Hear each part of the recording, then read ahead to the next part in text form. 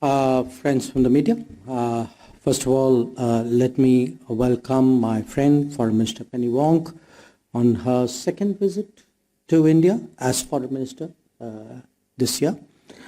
As you know, we have just concluded the 14th Foreign Ministers Framework Dialogue. We had a very good discussion which really covered a very large number of subjects. Essentially, on the bilateral side, we took stock of where our ties are. We reviewed the progress made on different initiatives, especially the follow-up to the first annual summit, which took place between our prime ministers this year in May. There is, I can say without exaggeration, a real momentum in the India-Australia Comprehensive Strategic Partnership. Our Prime Ministers actually exchanged visits this year. Prime Minister Albanese was in India again in September for the G20.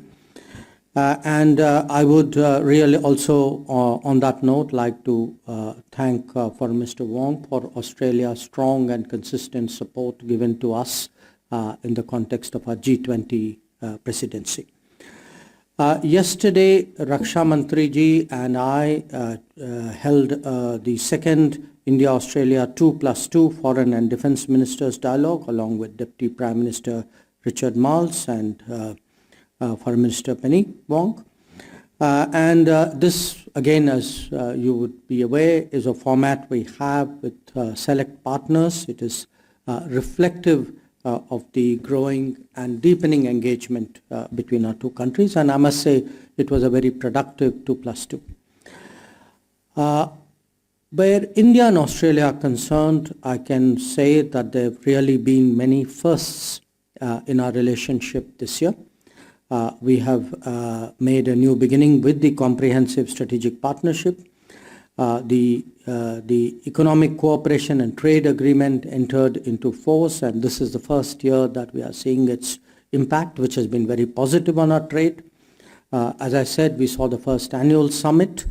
There were two visits by the Australian Prime Minister. When our PM went to Australia, we established Little India in Sydney. We saw consulates, new consulates general on both sides. The Australians in Bengaluru, we are opening ours in Brisbane. More direct flight connections.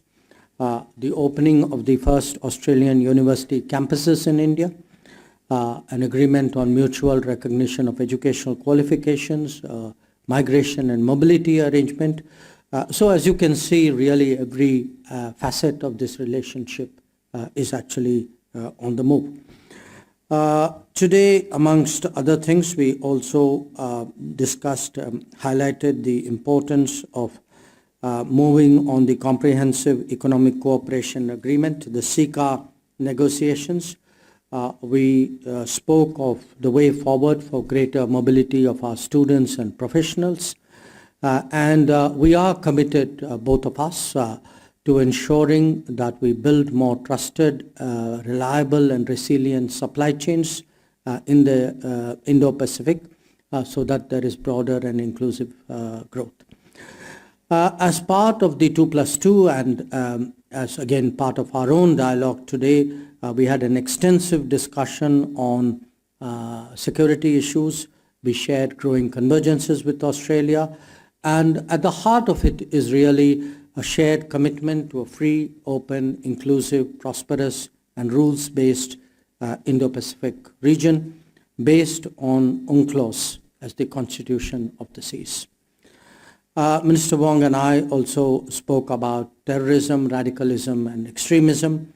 Again, you would all know that we have cooperated very closely in forums including the FATF. In terms of regional and global issues, we discussed understandably in great detail what is the current situation in West Asia or the Middle East. We spoke on our region, that is South Asia. Minister Wong spoke to me about their region, particularly the Pacific area. We discussed Southeast Asia, ASEAN, where we actually approach it literally from the two ends. and of course the larger Indo-Pacific region as well. What I do want to stress is that as liberal democracies, as Quad partners, we would continue to work towards a rules-based international order. We will support freedom of navigation in international waters, promote connectivity, growth and security for all while respecting the territorial integrity and sovereignty of all states.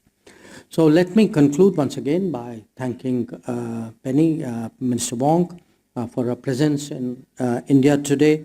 I know she will speak about it, but in anticipation, want to say that I accepted her kind invitation to visit Australia for an important event which will take place next year. So thank you, and may I request Penny if you would make your remarks. Thank you very much, Foreign Minister, or External Affairs Minister Jaishankar. Can I say it's fantastic to be here in New Delhi again, and it's wonderful to have had the opportunity over a couple of days in the 2+2 and also today in the Foreign Ministers Framework Dialogue to have the opportunity to engage directly with Jai. Jai was actually the first counterpart I met after being sworn in as Australia's Foreign Minister, and I think he is the person or the counterpart with whom I've met most in the period I've been Australia's Foreign Minister. I think it's some 11 times if you include bilaterals, trilaterals, the Quad, and other fora that we've met in 2023. This has been a milestone year in our partnership, and it's critical for the Met region. We are, as Dr. Jaishankar said, we are comprehensive strategic partners. We're also Quad partners. We share traditions. We also share an interest in the sort of region we live in, an Indo-Pacific that is peaceful, stable and prosperous, in which sovereignty is respected, and where all countries can benefit from a strategic equilibrium.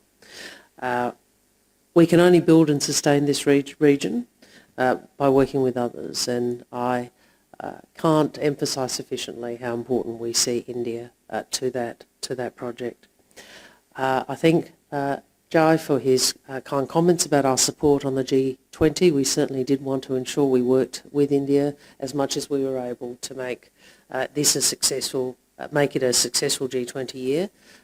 India is also hosting the Quad meeting early next year, so we equally would want to work with India to ensure that that is as successful and positive as it can be. Today we did discuss many issues. We discussed, amongst other things, our work in the Indian Ocean region, how we can collaborate on shared challenges, climate change, maritime security, the health of the oceans. We're at either end, literally, of the Indian Ocean, and we have the largest Indian Ocean coastlines of any nation. So we share a lot. So it's central defining both of us, and it brings us together. So as Jai referenced, I'm pleased to confirm today that Australia will host the Indian Ocean Conference in Perth in February of next year. It's an opportunity to discuss practical solutions for the key challenges facing the region. And I also look forward to welcoming Jai to Australia, not only for that, but for Raisina Down Under, an event in Canberra, which will follow soon after the Down Under version of the Raisina Dialogue. We discussed today the momentum we're seeing in our economic engagement, educational links and people ties more broadly. We're obviously working hard to expand this cooperation, including through a new 1.5-track strategic dialogue. Today I also announced an Australia-Indian audio-visual co-production agreement which has come into force, which we are very interested in and which will, we hope, open up new markets and allow more Australian and Bollywood films and series to reach new audiences. There's a lot we can discuss, but I want to close the opening remarks by again reiterating my thanks to Jai for his intellectual contribution to multilateral and regional issues, for his personal engagement and for ensuring that he is such a competent and insightful partner for us as we continue to grow this very important bilateral relationship. Thank you, Honourable Ministers. If I could